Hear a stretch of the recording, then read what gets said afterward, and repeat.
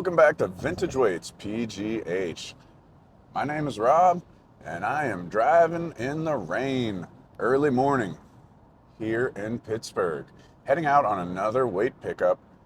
And I have some questions thanks to people that jumped on my Instagram post or in my story and put in some questions before this weight pickup. So today's questions come from Axe Sniffer, interesting name, and Joe underscore Adamo. Sorry if I'm mispronouncing either of those. Gentlemen, I appreciate you putting in questions. And then there's one more, I forget your name, but I'll drop it in here if I can afterwards. If I can't find it, then drop a comment and let me know. I apologize for forgetting your handle. So these questions all have to do with specific bars or weight plates. So let's kick that off with a fairly simple one, which has to do with York deep dish. So the question was about the differences between York deep dish that are marked 45 and York deep dish that are not marked 45. Which one's older, more valuable? What's the deal with that? Here's the deal with that. Those two little numbers make a big difference to a lot of people out there. So there's some discrepancy with it. I don't know, and I haven't ever seen any hard numbers, any concrete production numbers as to how many were produced. But I think it's a fair shake to say that the marked, so the York deep dish with 45 on them, the numbering, are more rare. As to whether they're older, that's also up to a little bit of debate, but more knowledgeable people than me, some of the folks at, for example, the Facebook group that I really enjoy, York Barbell Owners Facebook group, Vintage York Barbell Owners Facebook group, they put together a humongous document of different York plates through the years, and it's a great resource. Doesn't cost you anything. All you have to do is join the Facebook group. So check that out. In that, they reference how the marked 45s may have been older. And it's phrased in kind of a, maybe, maybe not situation. It's the same generation in terms of style and design. They're identical to the best of my knowledge. I don't have marked 45s. Here's a picture of my York deep dish that I do possess, and they are unmarked. However, when it comes to value, they are not the same. Right now, and this is like full market value if you are paying top dollar, unmarked, so like the ones that I have in good condition, which I wouldn't consider mine right now. I really need to work on mine. That's a project coming up this summer, hopefully on a day when it's not raining as much as right now. Unmarked are around $1,000 to $1,200 in good condition. Primarily, that means no humongous chips and definitely no cracks. And then that also means in terms of their appearance, because people have different opinions on appearance of things, whether they want original paint or repainted or anything like that. As far as marked, you can add about $300 to $400 to that. So marked York deep dish with the 45 numbering on them, they'll go for anywhere from $1,300 to $1,500 market value, and I would wager more towards that $1,400 to $1,500, and that's what I've been seeing them for right now. Thanks for the question. I hope that helped. Moving on to some barbell questions. An interesting one that came in was about curling bars. And what's a good quality vintage curling bar that you commonly could find on the used market? My easiest answer to that is a York Easy curl bar. However, the one that I commonly see and commonly find is the standard version. So hold on, I know there's a lot of standard 1-inch plate haters out there, but just hear me out for a second. If you don't have any standard 1-inch plates in your gym, the easiest and the best way, and the way you probably should incorporate them because they're so cheap and readily available on the used market, is to use them with an accessory type of bar or an accessory type of machine that you have in your home gym. So for example, if you have a leg press, it's really pretty convenient to pick up a couple 50-pound or 100-pound standard plates and just leave them on the thing. That way you're not always loading and unloading them. And then your Olympic plates that you use more often, you can just use for your other movements. With that in mind, let's get back to the question on curling bar. There are very sought after curl bars, like Ivanko has a really nice vintage curl bar. York has a split sleeve Olympic curl bar that'll fetch a decent price and that I have one of. It's one of my favorites, and it's actually one of my earliest videos on here. So if you want to see me just mess up just about everything when it comes to making a video and to restoring something, check out my York curl bar video. I say that with love because I'm proud of myself when I watch that video. Anyway, those are harder to find. What's easiest to find, and I think I have like 4 of them sitting in my garage right now because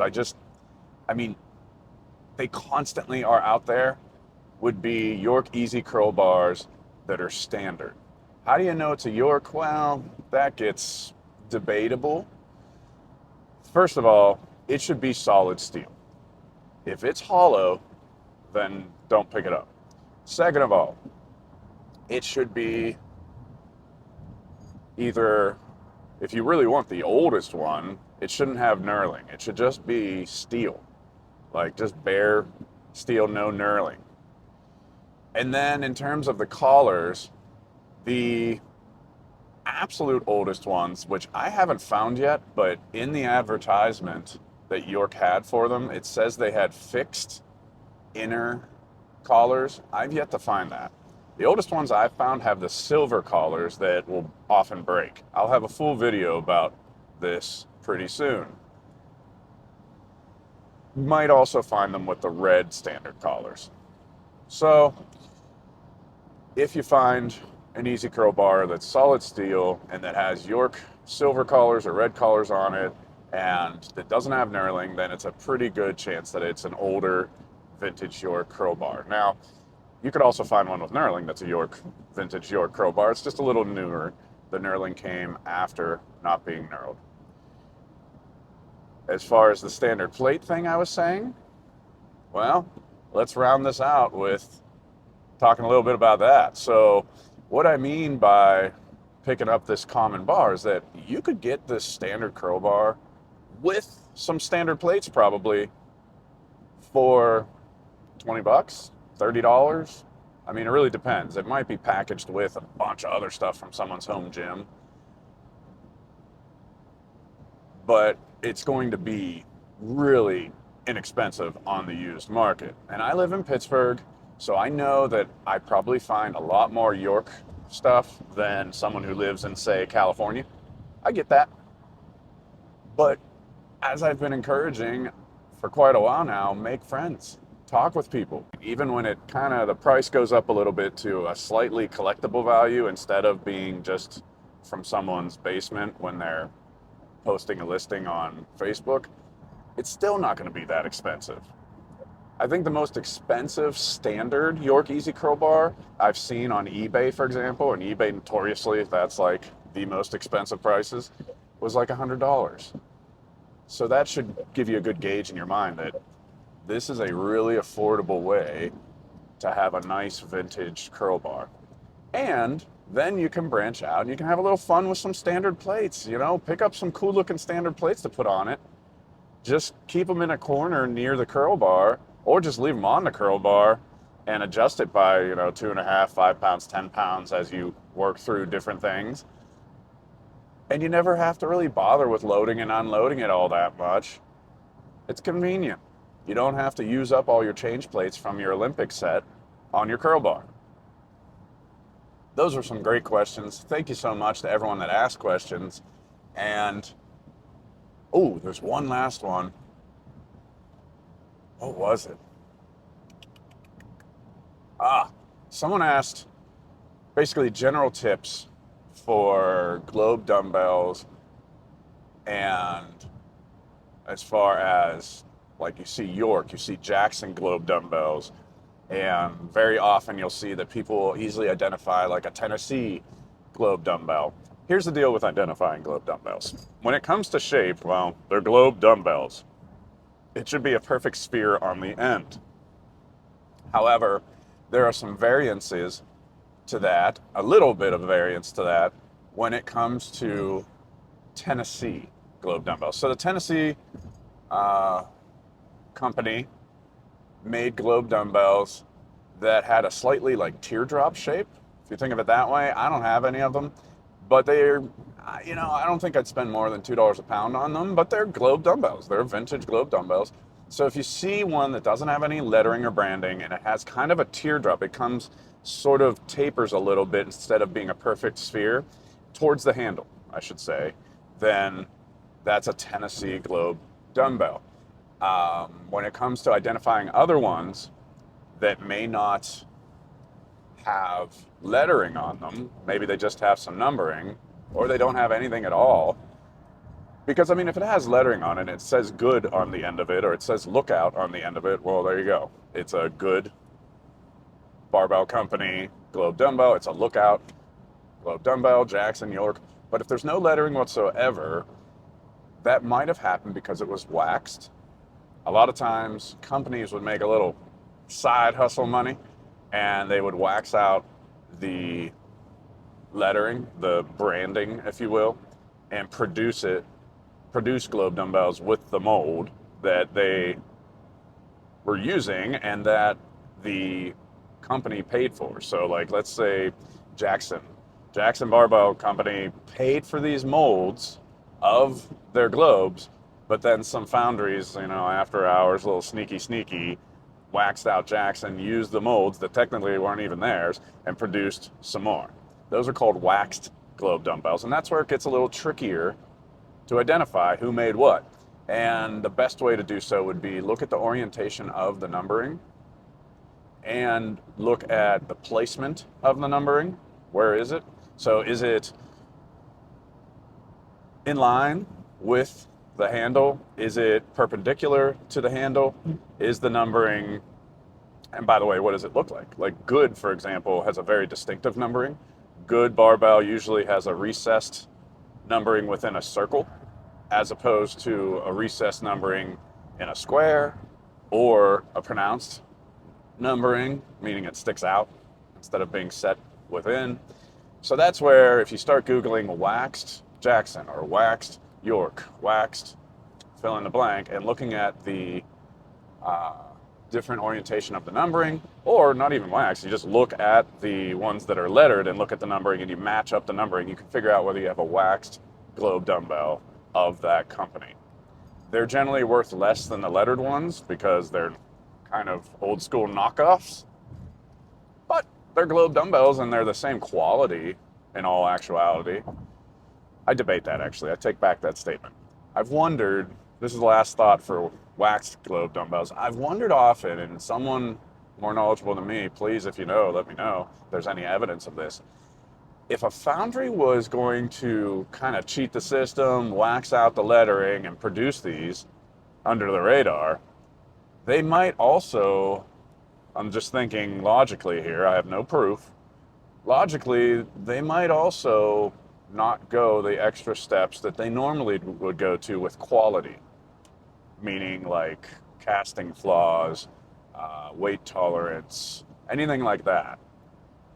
So has anyone ever found consistently that, now I'm asking myself questions within my own Q&A, has anyone ever found consistently that waxed globe dumbbells of the same company are less quality?